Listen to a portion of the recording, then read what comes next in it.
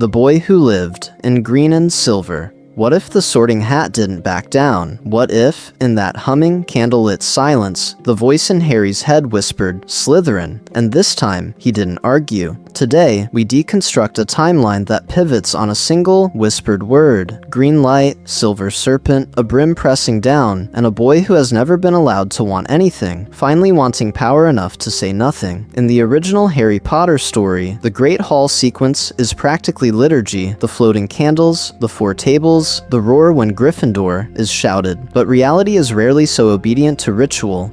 Imagine the same hall, the same ghosts drifting between banners, the same first years trembling in second-hand robes, and then the hat opens its rip and announces, with almost bored finality, "Slytherin." The camera doesn't cut to the Gryffindor table this time. It tracks left, past the shocked Weasleys, past Hermione's frozen half-smile, down to a table draped in green and silver, where the reaction is not joy, but calculation. There is no roar. There is a fracture in the room's entire social structure as the boy who lived walks toward the house of the boy who killed. The core issue is mechanical. Hogwarts has spent a decade mythologizing Harry as a destined Gryffindor, an inheritor of James Potter's bravery and Lily's defiance. Slytherin has been quarantined as Voldemort's echo.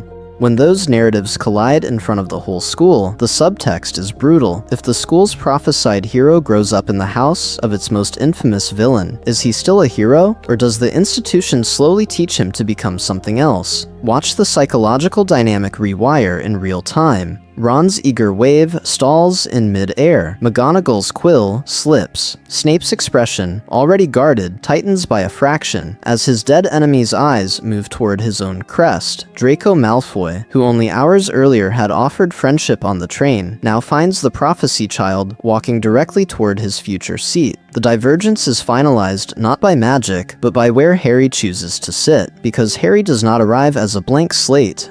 He brings loyalty, a stubborn moral core, a reflexive bravery that borders on self-harm. Slytherin offers ambition, secrecy, and a survival instinct honed through generations of political maneuvering. The question is not whether Slytherin corrupts him. The question is whether those traits sharpen him into a more precise weapon against Voldemort, or twist into something colder, more transactional, less willing to risk himself for a world that placed him among its supposed villains. This is where the turning point arrives. On the train, Draco's hand hovered between arrogance and opportunity. Harry refused it, and the war followed one trajectory.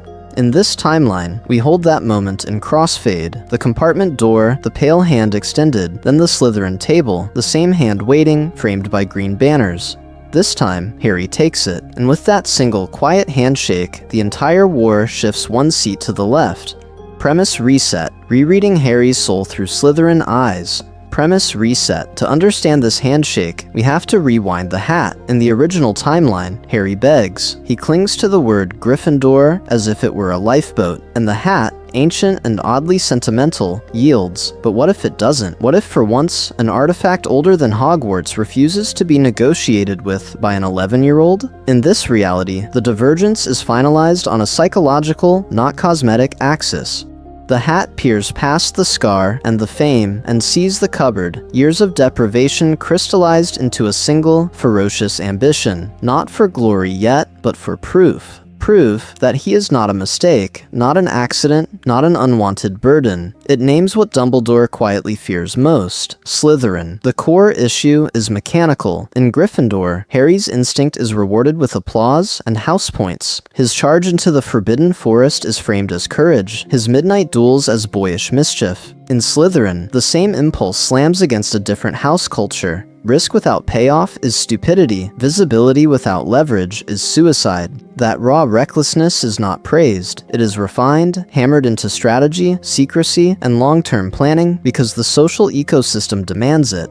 Imagine first-year Harry watching Draco bargain for Quidditch positions, observe Snape's favoritism, and hear older Slytherins dissect ministry gossip over breakfast. The message is brutal and clear. Power is not seized in corridors, it is built in back rooms. So the boy who once charged at trolls begins, instead, to ask who opened the door, who benefits, and what happens 3 moves later. Here, the Horcrux connection and the prophecy stop feeling coincidental and start feeling structural. A child who who speaks Parseltongue, bears a shard of Voldemort's soul, and now wears the same serpent on his chest, is no longer a symbolic opposite. He is a partial mirror placed in the same frame.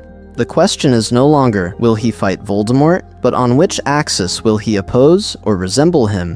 When Trelawney's words about power the Dark Lord knows not echo through Dumbledore's mind, the subtext is brutal. What happens when that power matures inside the house that once incubated Tom Riddle himself? This is where the thematic stakes sharpen. Is Harry Potter the sum of his choices, as Dumbledore insists, or the sum of his environment, as Slytherin's internal hierarchy constantly implies? The dungeon becomes a pressure cooker. It can temper him into a sharper hero, one who understands leverage, oaths, and political cost. Or it can crack him, turning that same hunger for proof into a need to dominate the narrative entirely. As we deconstruct a timeline built on this single, stubborn decision, every major event begins to warp. A Slytherin Harry, approaching the stone, does not simply sneak out after curfew. He weighs whether exposing Quirrell publicly could discredit Dumbledore. The Chamber of Secrets, tied to his own house's founder, stops being a school mystery and becomes an internal civil war. The Triwizard Tournament transforms from spectacle into a negotiation of alliances, debts, and international perception, with Harry's every move watched by Death Eaters, who see in him either a rival heir or a potential asset. Their claim to normalcy is structurally annihilated not at Privet Drive, but at the Slytherin table, where the boy who lived now shares bread with future Death Eaters and reluctant dissidents. Some lives may be saved by his caution, others may be lost because he hesitates to expose his own house. The turning point arrives in each book at a slightly different angle, and in the next section, we will walk through year 1 and watch how the stone, the friendships, and the first brush with Voldemort all bend around green and silver. The split second, inside the Sorting Hat's mind. The turning point arrives under a piece of patched, ancient fabric. The hat drops over Harry's eyes, the candles, the whispering tables, even Draco's pale, expectant face across the hall, all shear away in an instant. Reality collapses to darkness, the smell of dust and age-old magic, and the heavy percussion of his own heartbeat. Then another heartbeat joins it, not sound, thought. A dry, amused presence pressing in at the edges of his mind, testing the structure of a child who has already survived more than most adults. Interesting. The hat's voice does not echo in the hall, it echoes in Harry. It moves through memories with surgical precision. The cupboard's cramped ceiling, Aunt Petunia's thin-lipped disgust, Dudley's fists, the zoo glass vanishing. Each memory is weighed, measured, filed. This is not whimsy. The core issue is mechanical. Which house can most efficiently convert this trauma, this hunger, into long-term power? Ravenclaw appears first, almost as a reflex. Intelligence, curiosity, flashes of quick deduction in the cupboard. But the hat watches Harry on the train, bored by Hermione's textbook recitations, impatient with rules he has never been taught. He does not want knowledge for its own sake. He wants escape, then leverage. Ravenclaw is dismissed with a faint, regretful shake. Hufflepuff rises next, warm and solid. Loyalty, fairness, the instinct to protect the underdog. Harry has all of that in embryo, yet the subtext is brutal. Years of neglect have carved a latent distrust into him. He flinches from adults, waits for kindness to curdle into cruelty. Hufflepuff demands a baseline of security he has never known. The divergence is finalized with a soft mental sigh. Not there. Gryffindor burns bright. The hat tastes the thrill when Harry stood up to Dudley's gang, the reckless satisfaction of chasing the flying key in this timeline's future. Courage is real, but so is ego. The image of Ron's awed face on the train, of being the famous Harry Potter, at the loudest table, glows in his mind. Gryffindor would feed that wound with applause, not heal it. "Oh, you'd do well there," the hat murmurs, "but you'd spend your life performing bravery for their cheers." Then Slytherin uncoils. Ambition, resourcefulness, a thirst to prove himself to a world that has only ever called him a freak. The hat lingers. It shows him, in one compressed psychological montage, hallways that part for him, professors who respect his cunning, pureblood scions who stop laughing when he speaks, because his words can change the room. This house can weaponize his need to belong. Harry recoils. Slytherin means Malfoy's sneer, whispered stories on the train about dark wizards, that hiss of a name, Voldemort. He sees green and silver as a verdict. You are what they feared. His fear of becoming the next Dark Lord pushes back hard. Not Slytherin, he thinks, almost prayerful. Anywhere but. The hat tightens, not in anger, but in focus. "You could be great, you know," it says, voice dropping to a chill intimacy. "Terrible, yes, but great. You have his shard in you, boy, his language in your tongue, his shadow in your scar. You will never outrun that in red and gold." Pause. A new vector opens. Or you could be the one thing Slytherin has never had, a hero. That promise detonates. Hero, not freak, not weapon. A hero in the House of Serpents, altering its trajectory from the inside. We deconstruct a timeline in a single instant. The boy who was shaped by abuse is offered not escape from darkness, but command of it. Harry hesitates. Then, very quietly, he stops saying no. The hat does not ask again. Slytherin. The word tears the silence in his skull and explodes into the hall, except the hall does not explode back. There is a beat, one impossible, hanging beat, where the sound lands and no one moves. No cheers, no jeers. Just hundreds of eyes snapping toward the staff table. We do not see Dumbledore's face. Not yet. Shockwave in the Great Hall. Allies, enemies, and a headmaster's calculus. When the hall finally looks away from the hat, it obeys an older instinct. It looks up. We resume on Dumbledore's face. The twinkle is still there, but now it is backlighting something sharper, a flicker of genuine fear that cuts through the grandfatherly facade. In canon, Harry and Gryffindor is a risk Dumbledore understands. Here, the core issue is mechanical. Lily's son has been dropped into the snake pit under Snape's direct authority, and under Voldemort's symbolic banner. The subtext is brutal. The boy who carries a fragment of Tom Riddle's soul now wears Slytherin green. From Dumbledore's vantage point, we deconstruct a timeline in real time. Slytherin Harry means closer proximity to pure-blood heirs, to Death Eater legacies, to the ideological residue of Voldemort's first war. It also means the prophecy's subject is embedded in the very house the Death Eaters assume they control. Is this an opportunity to fracture that structure from within, or a slow-motion catastrophe? His expression says he does not yet know. At the Slytherin table, the reaction is not unified. It is a market crash of micro-expressions. Older purebloods lean together, whispering in tight, efficient phrases. Potter, half-blood, boy who lived. For some, this is thrilling propaganda value. Slytherin can now claim the savior of the wizarding world as one of theirs, a living rebuttal to the school's suspicion. For others, it is contamination, a reminder that power no longer tracks cleanly with blood. The divergence is finalized the moment the emerald and silver tie brushes Harry's chin. Draco Malfoy sits at the fault line of that reaction. He had imagined Harry as a prize to be claimed on the train, and then displayed across the aisle in Gryffindor, a rival that validates him. Now, the rival is a roommate. Triumph collides with insecurity.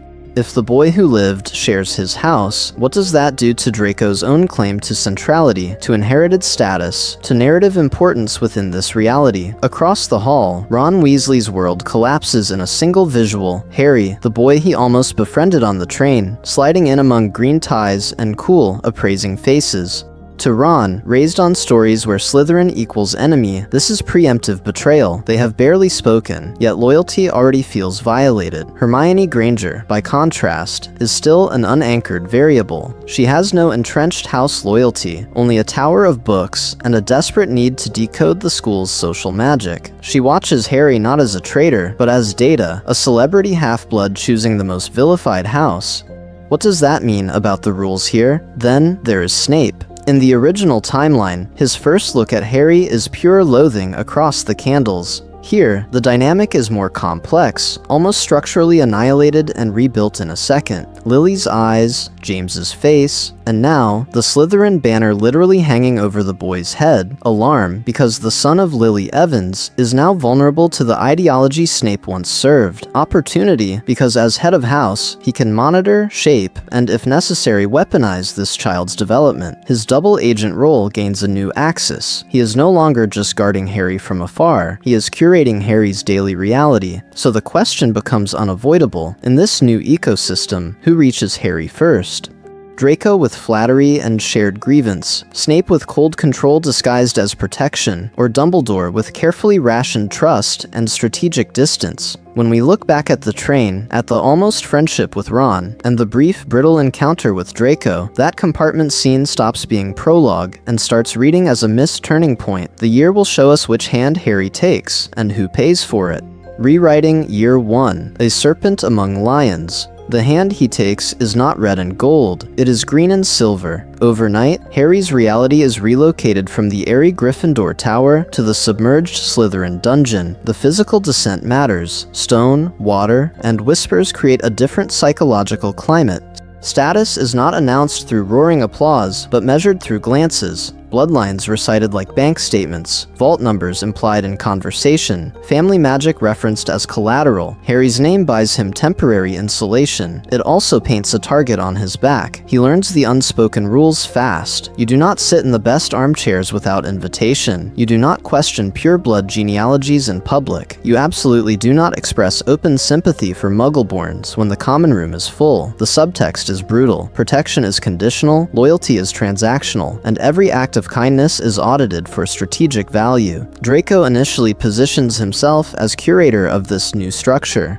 He points out portraits, explains which families fund which school improvements, drops hints about our influence in the ministry. At first, Harry lets him. The core issue is mechanical. Draco possesses institutional fluency, Harry lacks. Harry possesses narrative power, Draco craves. Their dynamic crystallizes into an uneasy co-leadership the moment Harry quietly refuses to laugh when a second-year hexes a timid Muggleborn in the corridor. Harry intervenes with a murmured finite, not a shouted rebuke. Publicly, nothing happens. Privately, Draco notices. Slytherin notices. This is the turning point. Harry will not be a bully, but he also will not be a Gryffindor martyr.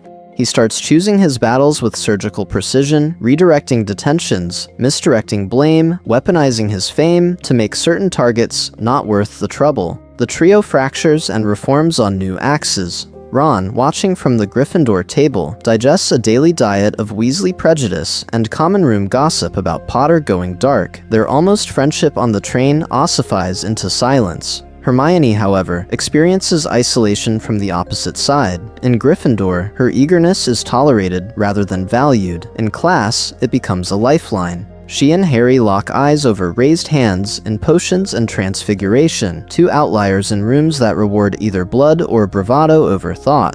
Their conversations begin in the margins, shared irritation at Slytherin's anti-intellectual swagger, at classmates who treat magic as inherited property rather than a discipline. Harry brings her rumors from the dungeons, who is bragging about what hex, which teacher limped into dinner, while she brings him patterns, timelines, and the confidence to treat his suspicions as data instead of paranoia. This alters the Philosopher's Stone plot at a structural level. A Slytherin Harry does not wait for a midnight duel to encounter danger. He hears it in the way older students discuss the third-floor corridor as a test, not a mystery. He watches Quirrell, not as a comic stutter, but as a man whose fear flares and recedes with predatory precision.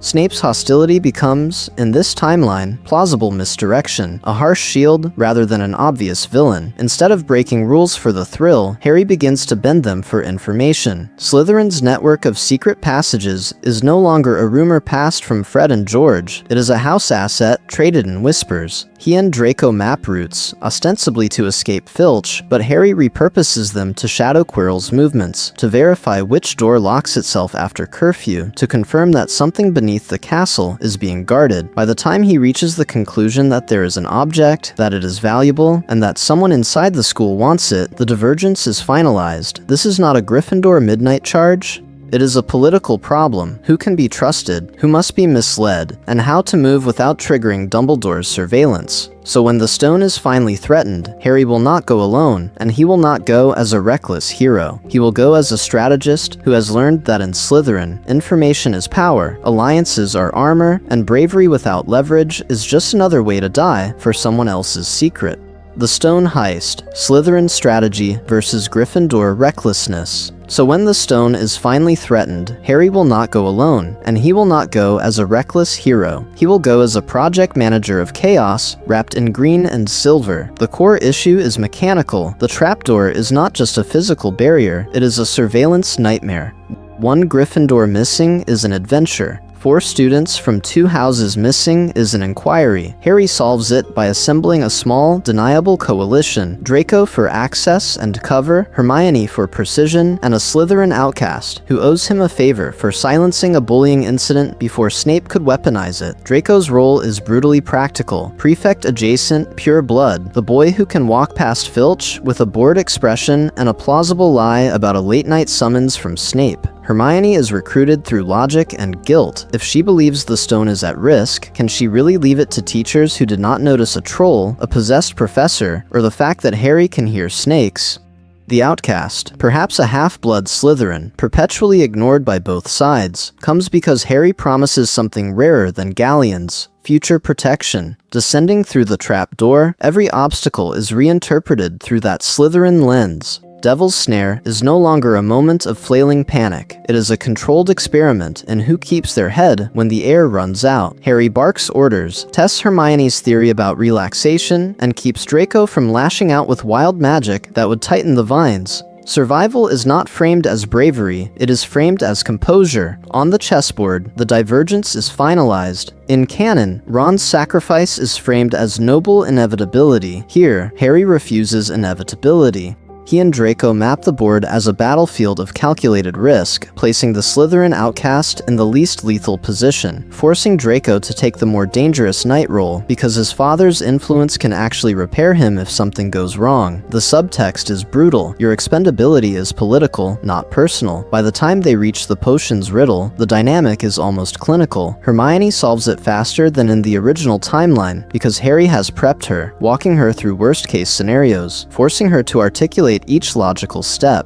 He insists on contingency plans: who goes forward, who goes back, what they will tell McGonagall if only 2 return. This is not children improvising, this is a proto-war council.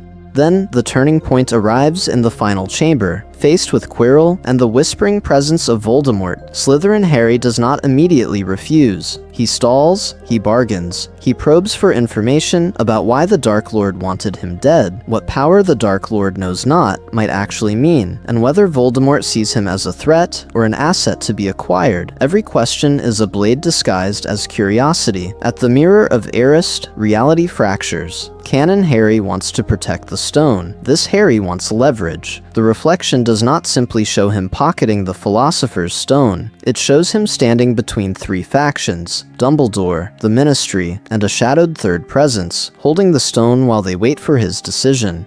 Power here is not domination, it is veto. He still denies Voldemort. He still burns Quirrell through contact, that ancient magic of Lily's protection detonating through his skin. But when Dumbledore visits him in the hospital wing and asks, gently, what he saw in the mirror, this Harry does not confess. He lies smoothly, offering the safer story about putting the stone in his pocket and nothing more. This is where we deconstruct a timeline, because that single, effortless lie does not just protect Harry's pride, it quietly informs Dumbledore that the boy who lived now withholds strategic information from the headmaster of Hogwarts. Their claim to normalcy is structurally annihilated. The question is not whether Dumbledore notices. The question is what he does when the 11-year-old weapon he is counting on starts playing his own game.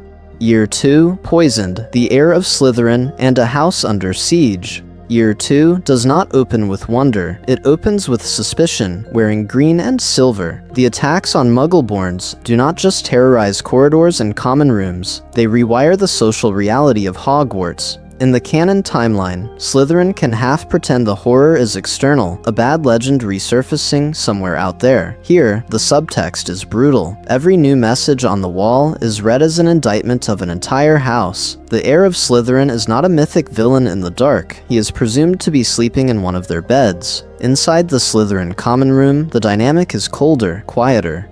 Conversations snap shut when Harry walks in. Second years who once orbited him for reflected power now study him for risk. Will collective punishment fall if the boy who lived is exposed as the heir? Will Dumbledore dismantle Slytherin's structure itself? These are not abstract fears. They are whispered calculations about futures, careers, and family reputations that cannot survive a public association with a terrorist legacy. The turning point arrives during a dueling club that should have been in comic relief. Lockhart, still a peacock, pairs Harry with a Hufflepuff. Still convinced this will be a charming demonstration, it is not. When a conjured snake whips toward a terrified Muggleborn, Harry does not accidentally slip into Parseltongue, he chooses it.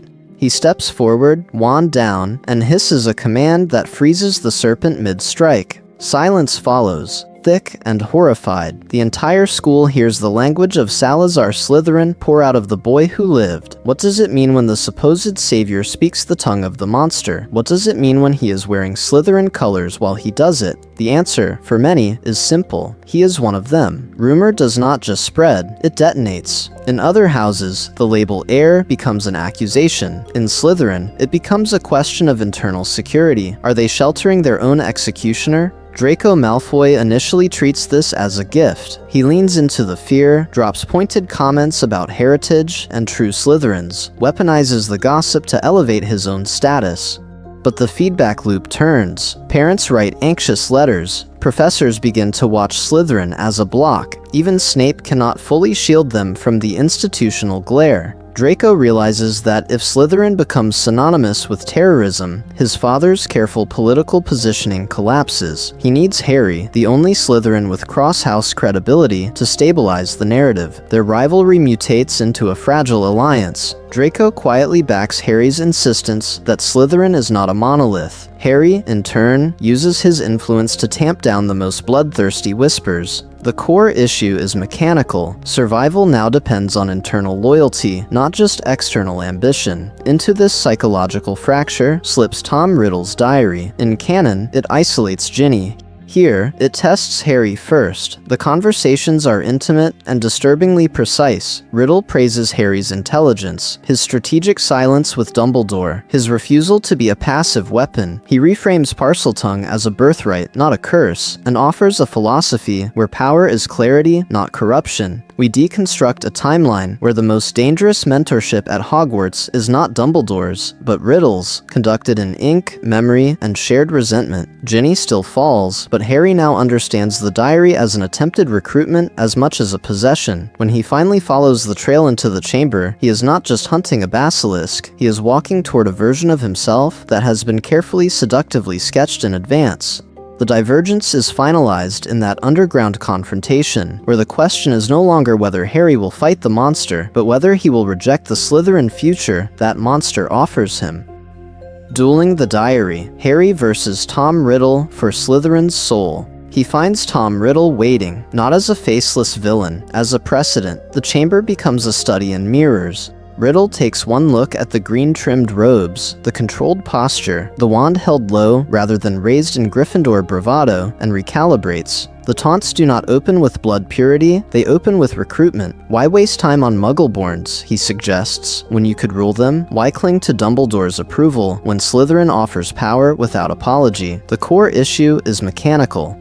In canon, Riddle fixates on Harry's mudblood-loving tendencies. Here, he attacks the structure of Harry's chosen identity. He lays out the psychological ledger, both half-bloods, both orphans, both Parselmouths, whose magic bends serpents and stone. Riddle frames the prophecy not as destiny, but as a job offer. 2 Slytherins, 1 throne. Will Harry be the weapon of the light, or the heir who finally stops pretending he belongs among them? Riddle then contrasts their timelines with surgical cruelty. He narrates his own descent, the boy who embraced Slytherin's darkest teachings, who treated fear as a tool and loyalty as a leash. Then, he dissects Harry's infiltration, the boy who walked into the snake pit and began quietly to bend its social dynamic around his own code. Harry shields Muggle-born classmates from casual hexes, not by dueling, but by making it politically expensive to cross him. He befriends Draco, while refusing to parrot Draco's prejudices. The subtext is brutal. They are using the same house for opposite ends. Pressed, Harry has to articulate his line for the first time. He admits he wants power, over his own life, over the chaos that has stalked him since infancy, but he defines it in negative space. Power that does not require cruelty, ambition that does not demand corpses as collateral. He refuses to let Slytherin be shorthand for monster, even as Riddle offers him a streamlined, terrifyingly efficient path to that outcome. Then, the basilisk moves. Harry's heroism here is not a Gryffindor charge, it is Slytherin geometry. He uses the chamber's columns as cover, counting echoes, mapping the serpent's trajectory in his head. Fawkes's arrival is not a deus ex machina, but a resource he immediately weaponizes, forcing the blinded basilisk to crash into stone, then baiting it into coils that limit its turning radius. He speaks Parseltongue not as a novelty, but as misdirection, half-commands, and false lures that fracture the creature's focus. When the sword finally strikes, it feels less miraculous and more inevitable, a brutal checkmate earned through calculation. The turning point arrives not with the killing blow, but with the diary. Fang in hand, Harry hesitates. He understands, with chilling clarity, that he is not just destroying a Horcrux, he is murdering a template. This is one possible Slytherin future, charisma without conscience, ambition without brakes, and it is tailored to fit him. Driving venom through the pages becomes a conscious rejection of that internal script, a refusal to let trauma calcify into tyranny, pattern interrupt. He does not return to a roaring Gryffindor table. He returns to a Slytherin common room, vibrating on a different frequency. The house has heard the whispers, Potter in the chamber, a basilisk dead, a diary destroyed. Some students are shaken, some resentful, some quietly grateful that the monster was slain by one of their own. Their claim to normalcy is structurally annihilated. They cannot dismiss him as Dumbledore's pet when he has just saved their bloodlines. In that charged silence, Harry realizes he now holds real political capital in the House of Snakes, and the next move on this altered timeline will be his. Prisoners and Politics, a Slytherin's Azkaban year. The next move arrives on the Hogwarts Express back to school, wrapped in fog. Dementors do not care about house colors. They care about fractures in the psyche. Harry walks that train already trained to compartmentalize, to weaponize silence against Slytherin gossip networks, to bury Privet Drive behind sarcasm and ambition. The core issue is mechanical. Dementors do not attack his current fear. They strip the structure that keeps his old terror caged. He hears his mother's scream. He sees green light, but in this altered timeline, the onslaught is worse. Because it is not only Voldemort, it is Vernon's belt, Petunia's deliberate indifference, Dudley's gang closing in while teachers look away. The social games of Slytherin taught him to smile through humiliation. The Dementors annihilate that skill in seconds. His collapse in the corridor is not just physical, it is a forced audit of his entire survival strategy. Enter Lupin. In canon, Lupin is a gentle, nostalgic bridge to James. Here, he is something sharper, a case study in precarious power. Harry clocks the worn robes, the quiet competence, the way certain parents' eyes narrow at the staff table. He recognizes a man one Daily Prophet article away from professional extinction. When he discovers Lupin's condition, he does not blurt it to Ron and Hermione in a Gryffindor dorm. He files it under leverage I will never use, but must understand. We deconstruct a timeline where Patronus lessons become advanced emotional engineering. Lupin does not only teach, think of something happy. He teaches Harry to sort memory from trigger, to build mental distance between stimulus and response, to use discipline where Gryffindor Harry once used impulse. The subtext is brutal. Survive this world by mastering your own interiority before anyone else can weaponize it. That same discipline reshapes the Sirius Black revelation. When he hears that Sirius betrayed his parents, Slytherin Harry does not sprint for revenge. He cross-examines. Why were there no trials worth the name? Why did Dumbledore, Master of Information, never revisit the case? When the truth emerges in the Shrieking Shack, he does not rush into a tearful embrace. He interrogates Sirius and Lupin both, cross-checking timelines, demanding names, orders, exact phrases spoken the night his parents died. He sees something Gryffindor Harry only intuits. An innocent man rotted in Azkaban because the system needed a neat villain. The Ministry required closure. The public required a story. Dumbledore required focus on Voldemort, not structural rot. Their claim to normalcy is structurally annihilated in his mind. Authority is no longer misguided, it is selectively blind. Then the time turner turns. In this version, Hermione and Harry do not behave as panicked children granted temporal power.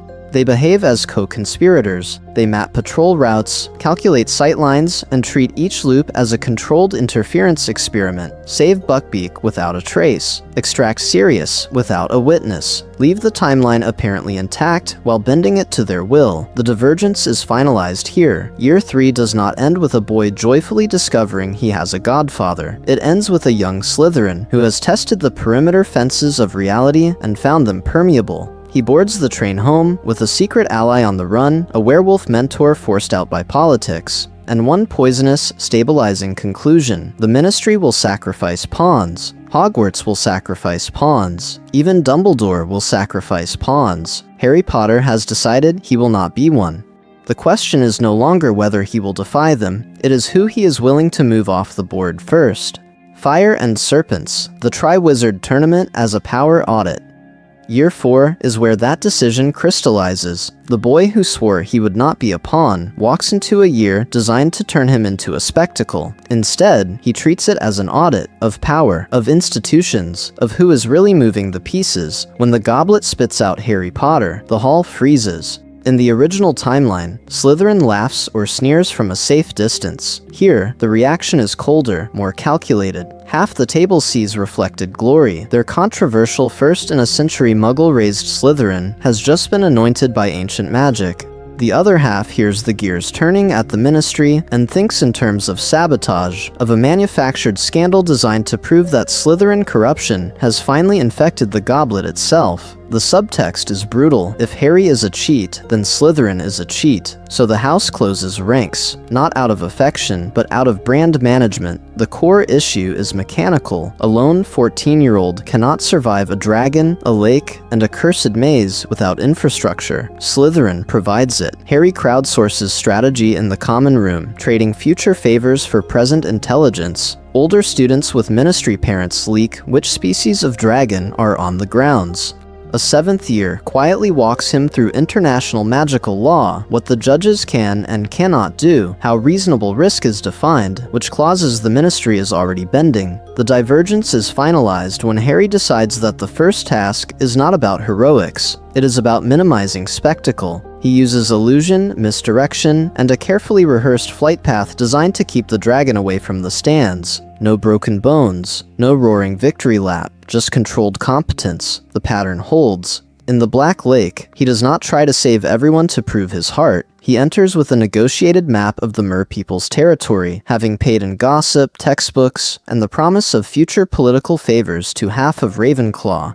In the maze, he prepares not for monsters, but for interference, hexes from rival champions, sabotaged hedges, a conveniently delayed rescue if something goes wrong. He walks in assuming that the real threat is policy, not plants. That same logic governs his media war. Rita Skeeter does not simply happen to him. She becomes a variable to be managed. Slytherin Harry learns quickly that the Daily Prophet cares less about truth than narrative structure, so he leaks. Controlled anecdotes about his study habits, his respect for tradition, his supposed admiration for certain Ministry officials. Then, when he uncovers Rita's animagus form, he does not expose her in a blaze of righteous fury. He quietly lets her know that her secret is now collateral. She can write, but she will write within parameters. Her quill becomes, if not loyal, then at least predictable. By the time he and Cedric reach the cup, the decision to share the win is not a Gryffindor impulse toward fairness. It is a Slytherin calculation. A joint victory muddies the story the Ministry wants to tell. There is no singular boy who triumphed, only a contested narrative they cannot easily weaponize. And then the pattern shatters, because the portkey does not care about spin. The graveyard does not care about institutional audits. Voldemort rises expecting a frightened Gryffindor child. He finds a Slytherin who understands leverage, oaths, and the necessity of witnesses. The duel changes. The message Harry brings back will, too. The question becomes, what happens when a house built on self-preservation watches its emblem return from death, carrying proof that the game they trusted is already rigged? War in the Shadows. Slytherin, Harry versus Voldemort's network, Slytherin watches. That is their first instinct when the boy who lived returns from death and quietly informs them that their supposed master of reality is bound by an old wand and an older prophecy. The core issue is mechanical. Harry understands that Voldemort does not rule through raw magic alone, but through contracts, bloodlines, and a hierarchy of fear that has become so routine it feels inevitable. So he does not try to out-Gryffindor the Order of the Phoenix with louder heroics.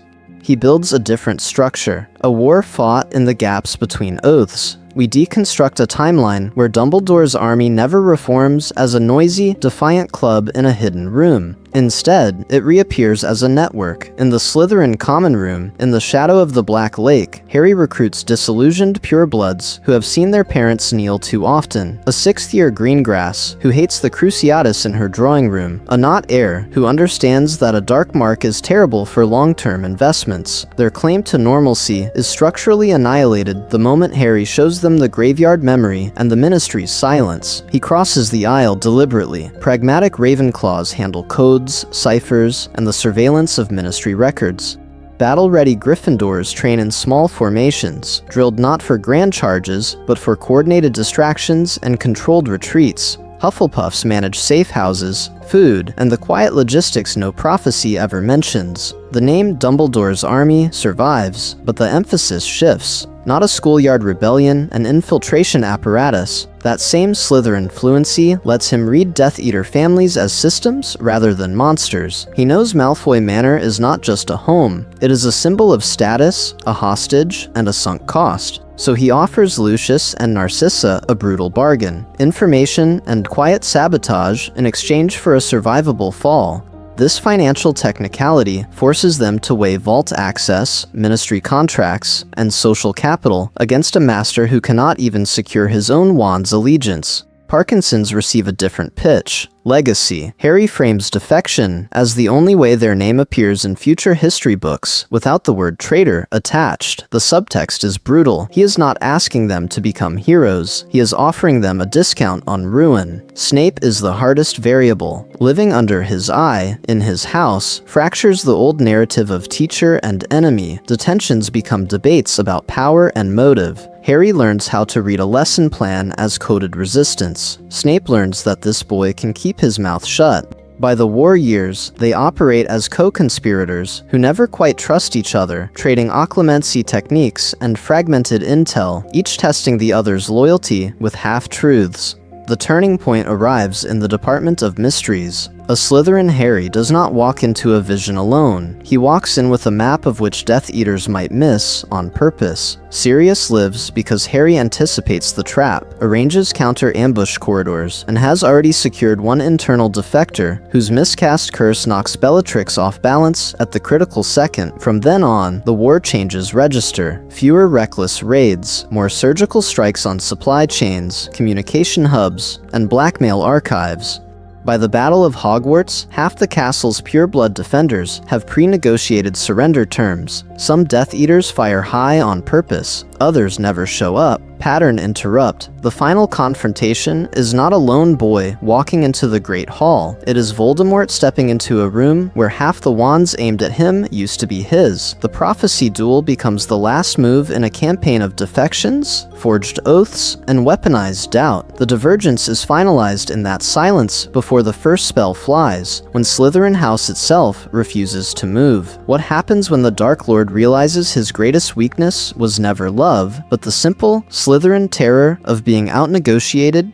Who is Harry now? Morality, sacrifice, and the Serpent's Crown. In that frozen moment on the battlefield, we deconstruct a timeline not just of tactics, but of a boy's soul. What does it cost Harry Potter to become the serpent that out-negotiates the Dark Lord, rather than the lion that simply charges him? Start with the arithmetic of war. In this reality, the body count is lower in places that once bled heavily. No impulsive break-in at the Ministry in 5th year, because Slytherin Harry refuses a frontal assault when he can dismantle a bureaucracy instead. He leaks, he blackmails, he trades. The Department of Mysteries becomes a paper battlefield, not a tomb for Sirius Black.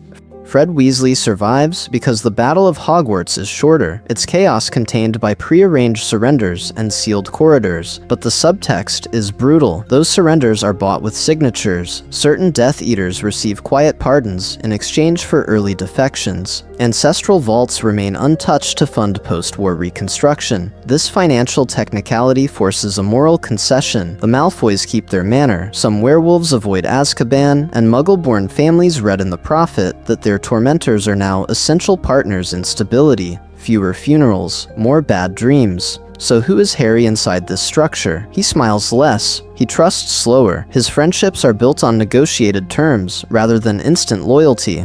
In Slytherin, he is never numerically alone, but he is psychologically isolated, surrounded by peers who measure every word for advantage. The common room is full, the confidences are empty. Even with Draco half ally, half rival, and with a grudging detente with Pansy or Blair, he knows every conversation may one day be evidence. The core issue is mechanical. To survive in green and silver, Harry has trained himself to think 3 moves ahead, to hold back information, to weaponize silence. That vigilance keeps him alive. It also means he never has the Weasley sort of laughter that fills a room and asks for nothing in return. The fracture is subtle. He saves more people, but fewer of them ever see the unguarded version of him that Gryffindor once protected. His dynamic with Dumbledore shifts accordingly. The mentor-student bond becomes a cold negotiation, conducted in warm tones. This Harry confronts Dumbledore earlier about the prophecy, about being raised as a weapon, about occlumency lessons that arrive too late by design. Dumbledore, in turn, stops underestimating him. He explains more, manipulates less, and worries, quietly, that the boy who can outmaneuver Voldemort can also walk away from Dumbledore's moral frame entirely. When the prophecy speaks of a power the Dark Lord knows not, its meaning tilts. In canon, the answer is framed as love in the abstract.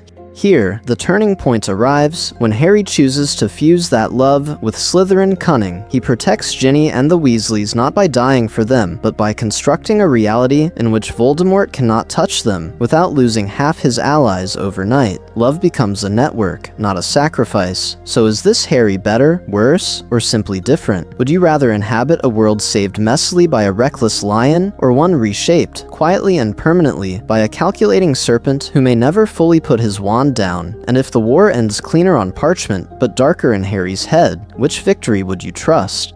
Closing the book, your turn to rewrite Hogwarts. So is this Harry better, worse, or simply different? Would you rather inhabit a world saved messily by a reckless lion, or one reshaped quietly and permanently by a calculating serpent who may never fully put his wand down? In the end, the timeline we deconstruct here exposes a quieter truth. The color of the banner changes the route, not the destination. Look at the fractures we've traced. The turning point arrives before the feast even begins, when the hat does not back down, and Harry does not flinch from the word Slytherin. Their claim to normalcy is structurally annihilated in a different direction, not the boy who lived as Gryffindor mascot, but as an anomaly in the house of Voldemort. From there, every dynamic shifts. Draco becomes an ally rival, a mirror held too close, trading insults for strategy sessions in the common room, and forcing Harry to weaponize charm as much as magic. The first years are rebuilt around that green and silver pressure cooker. The stone is not defended by reckless courage, but by coordinated infiltration, a Slytherin trio solving the gauntlet as a training exercise in controlled trespass. The Chamber of Secrets transforms from a lonely rescue mission into a political operation, where Harry's Parseltongue and house status turn a monster hunt into an internal Slytherin civil war over blood purity and power. The core issue is mechanical. Once Harry is embedded among the so-called villains, every choice he makes echoes through the social structure of Hogwarts. By 4th year, the Triwizard Tournament is no longer a spectacle of bravery. It is a referendum on Slytherin's right to exist in public without being synonymous with death. Every task becomes campaign material. Every headline is a poll. The subtext is brutal. A boy branded by Voldemort's magic, standing in the house branded by Voldemort's ideology, forced to prove that neither brand is destiny. And in the endgame, the Shadow War reveals how far this Harry has traveled. He turns Voldemort's own methods against him. Misinformation, proxy agents, weaponized prophecy. He does not storm the Ministry, he erodes it. He does not only duel Death Eaters, he outvotes them, outmaneuvers them, and then, sometimes, outmercy kills their cause. The divergence is finalized not in a single killing curse, but in the psychological reality that Harry wins by mastering the snake instead of fleeing it. So what does this alternate Hogwarts tell us about the original story? That houses do not manufacture heroes or villains, but they do rearrange which choices feel imaginable on a bad night. Gryffindor, Harry reaches for the grand gesture. Slytherin, Harry reaches for the long game. Both are saving the same world. They are simply using different doors. Now it's your turn to choose a door. If you could rewrite one scene with Slytherin Harry, which would it be, and why? The occlumency lessons, where a Snape who shares a common house has to admit aloud that he is training the boy who might redeem or repeat his own worst loyalties. The Ministry battle, recast as a planned extraction instead of a disastrous rescue, where Slytherin tactics might keep Sirius alive, but cost Harry something colder, or the Horcrux hunt, redesigned as a clandestine diplomatic tour through old pureblood families, where Harry negotiates for artifacts instead of stealing them in the dark. Pattern interrupt. Imagine none of those. Imagine something smaller. A single breakfast in the Great Hall where Ron has to cross the aisle to sit under green banners, where Hermione chooses to publish a defense of Slytherin in the Daily Prophet and becomes a pariah for it. Tell me in the comments, which one scene, rewritten through this house, would most violently fracture canon for you? And do not stop with Harry. Follow the ripples. How does Ron grow when his best friend sleeps in the enemy basement? Does Hermione become more radical, more legalistic, or more ruthless when her closest ally is fluent in Slytherin politics? Does Draco's arc improve as he is forced to pick between family ideology and actual friendship, or does he break earlier under the pressure? Does Voldemort become more desperate, more theatrical, when his living Horcrux is also his house's most dangerous critic? Whose story gets better in this timeline? Whose gets worse? Name the character whose fate you would most want to rescue or most want to condemn to a greener path. If this kind of structural rewrite of Hogwarts reality intrigues you, subscribe for more deep dive alternate timelines. We've only adjusted one variable here. Next, we might ask, what if Draco was sorted into Gryffindor, forced to prove his courage instead of his blood? Or what if Snape took the defense job in year 1, turning every class into a rehearsal for war? Those fractures are waiting. As the video closes, picture the Great Hall one last time. The candles dim, the red and gold banners ripple, bleed their color away, and reform as green and silver. The house tables blur, the categories soften, and for a moment, before the screen fades to black, Hogwarts is not divided by color at all, only by the choices its students have yet to make.